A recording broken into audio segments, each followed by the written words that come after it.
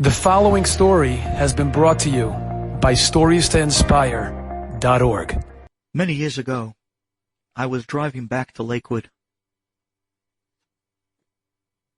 One night, it happened to have been this time of year. It happened to have been this time of the Goyim's Thanksgiving and soon holiday season. And as I'm driving down Route 9, I'm driving past what you would call the hub of the retail gambit of Central Jersey. There you have a Walmart, and you have a Lowe's, and you have a Target. And as I'm driving by, I see something weird. I see that there's a long line of tents all set up on the asphalt, on the concrete, right in front of the Target store.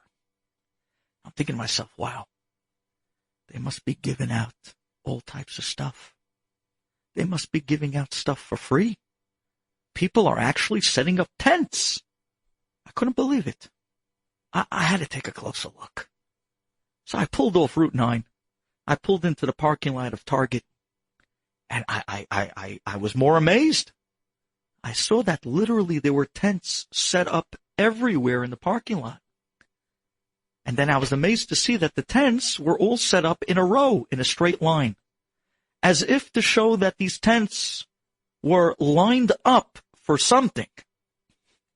So I'm walking by the tents, minding my own business, smiling to myself, watching the people sitting on the inside of the tents, on the concrete.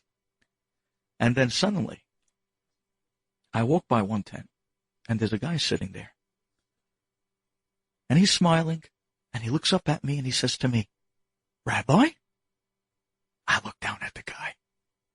And I said, I don't want to say his name. I said, I don't believe it. What are you doing here? What in the world are you doing in New Jersey? What are you doing here right outside Lakewood? What are you doing in a tent? Here on the concrete right in front of Target. And he looks at me and he smiles and he says to me, "You don't know? You didn't hear?" I said, "No, I didn't hear." "Rabbi, don't you know, this coming Friday, Target, the first 50 customers, they're giving the Wii." In those days, today, the Wii is not much. But once upon a time when the Wii was an electronic game, a system that just came out, it was the hottest thing and it was back-ordered for months. And anyone who could get his hands on it could sell it for triple the price. He says to me, they're giving away for the first 50 customers. They're giving away the Wii for half price. I said, wow, wait 1 second. So they're giving it away when? Friday? But today's Tuesday. You're going to stay here, camp out in this parking lot for the next 3 days. In order to get electronic game, the Wii? Yeah, Rabbi, what are you, crazy? I'm going to take it, I'm going to put it on eBay, and I'm going to sell it for triple the price. I'm going to make a killing on this. I mamash looked at the guy with such rahmanut. I couldn't believe it. I said to him, hey, okay, if it's worth it for you, then I guess it's worth it. I turned around. I wished him my best. I went back to the car. I drove home. An hour later, I'm sitting at my dining room table with my wife and kids, and we're eating supper, and I'm thinking to myself, it's killing me. That guy's sitting out there in the parking lot in the cold, in a tent. He's waiting for the Wii. Rahmanis, but he's waiting for the Wii to come out on Friday. If we'd wait for Mashiach the way they waited for the Wii. He's waiting for the Wii to come out on Friday. Yeah, I know.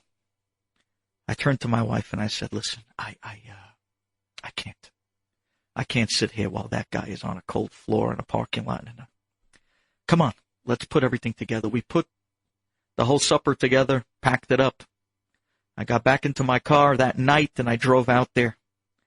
I came into the parking lot. The parking lot was completely deserted, no cars, but the tents were up.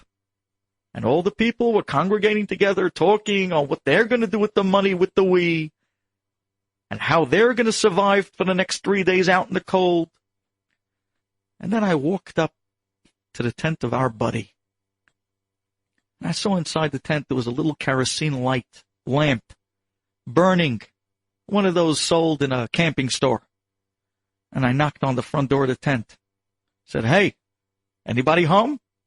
He unzips the zipper, and he sticks his head out. "Rabbi, you came back."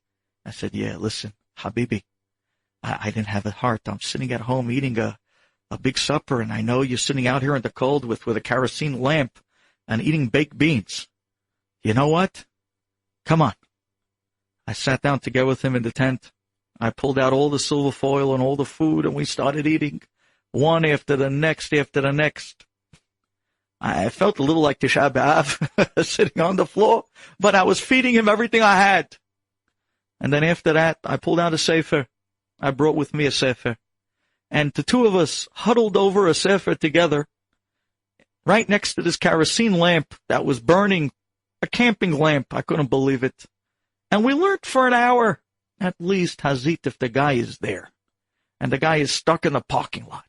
He's going to be out there in the cold in the tent for the next 3 days at least. Let him get something to eat. Let him learn a little bit. Who knows why Borei Olam brought him to Lakewood? He thinks it's for the we. Maybe it's really for us. Maybe it's really to learn. So I spent and learned some time with him. When we were done, I wished him the best. I brought him an extra blanket, went back into the car, and went home. The next morning, I couldn't hold myself. I drove back out, 6:30, to Target. I knocked on the door of his tent. He unzipped the zipper. "Rabbi, thank you for coming back. It was really miserable all night. It was so lonely, and it was so hard to sleep on this floor." I said, "Yeah, Habibi, come. I brought you my tefillin. Put on the tefillin. Let's pray Shahrit." I said, "Rabbi, I didn't put on tefillin since my bar mitzvah." Now, this guy was almost 20 years old. I said, "You didn't put on tefillin since your bar mitzvah. Now I understand why Borei Olam brought you out to Lakewood." You thought it was for the we. No, it was for him. "Here, put on my tefillin." The guy put on the tefillin with the talit. He prayed the entire Shachrit. And I sat with him. And for the next few days, I tried to do my best. But one thing I have to tell you. To learn, he was learning. To put on tefillin and pray Shachrit every morning, he prayed. But every time I attempted to try to convince him, it's not worth it. What are you doing? What are you doing here on the concrete in front of Target? What happened to us? We fell so deep into the society's trap. Look at you. You're Am Yisrael. Look who you come from. What are you doing on the floor 3 days before Black Friday online, waiting for an electronic game? Oh, is that beneath you? Oh, is that beneath you? Enjoyed this story? Come again. Bring a friend. StoriesToInspire.org